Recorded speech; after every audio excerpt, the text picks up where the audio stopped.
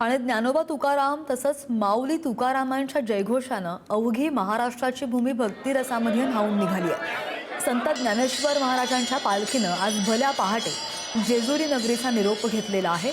जेजुरीचा राणा खंडोबाच्या दर्शनानं आणि भंडारा खोबऱ्याच्या उधळणीनं न्हाऊन निघाल्यानंतर माऊलींचा हा सोहळा आता वाल्मिकी ऋषींच्या पावनभूमीमध्ये आहे, म्हणजे वाल्हे नगरीमध्ये मुक्कामासाठी दाखल होणार आहे।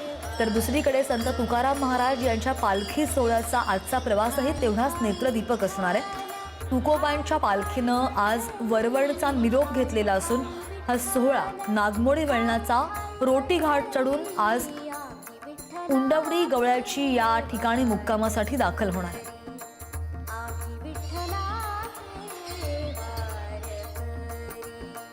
आणि या सगळ्या वारीचे अपडेट्स आपण रोज घेतोय। निलेश जगताप आमचे प्रतिनिधी वारीसोबतच आहेत।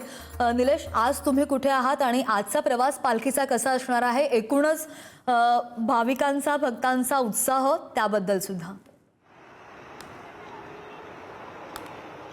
नक्कीच श्रद्धा, मी जेजुरीमध्ये आहे। आत्ताच काही वेळापूर्वी संत ज्ञानेश्वर महाराजांच्या पालखी सोहळ्याने अत्यंत भक्तिमय वातावरणामध्ये जेजुरीकरांचा निरोप घेऊन वाल्हे नगरीकडे प्रस्थान ठेवलेलं आहे। वाल्हे नगरी ही महर्षी वाल्मिकी ऋषींची नगरी आहे आणि त्या वाल्हे नगरीमध्ये आज हा पालखी सोहळा दाखल होणार आहे। आजच्या दिवसाचं वैशिष्ट्य म्हणजे माऊलींच्या सगळ्या पालखी सोहळ्यामध्ये सगळ्यात कमी अंतराचा टप्पा हा आज गाठला जातो। जेजुरी ते वाल्हे 9 किलोमीटरचं अंतर आहे आणि कमी टप्पा आज आहे। आज या वारीच्या सोहळ्यामध्ये दुसऱ्या बाजूला आपण पाहिलं तर संत तुकाराम महाराजांच्या पालखी सोहळ्यानं वरवणचा निरोप घेतलाय आणि हा पालखी सोहळा आज उंडवडी गवळ्याची या ठिकाणी दाखल होणार आहे। आणि संत तुकाराम महाराजांच्या पालखी सोहळ्यामध्ये आज रोटी घाटाची चढण पार करून हे वारकरी येत असतात।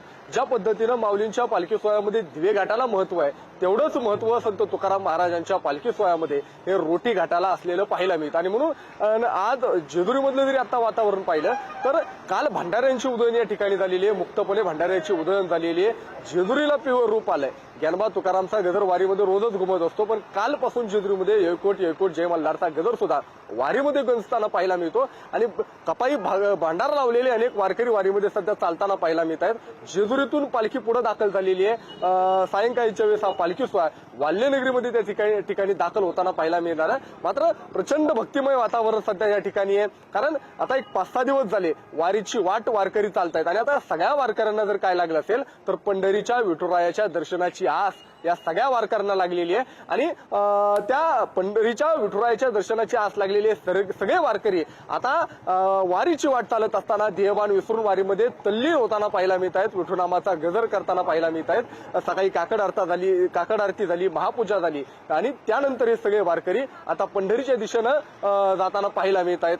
आणि म्हणून एकंदरीत सध्या वारीमध्ये जर पाहिलं तर एक आनंदाचं उत्साहाचं चित्र सध्या या संपूर्ण पंढरीच्या वारीमध्ये पाहायला मिळत आहे। श्रद्धा, अगदी निलेश, धन्यवाद दिलेल्या सगळ्या सविस्तर माहितीसाठी।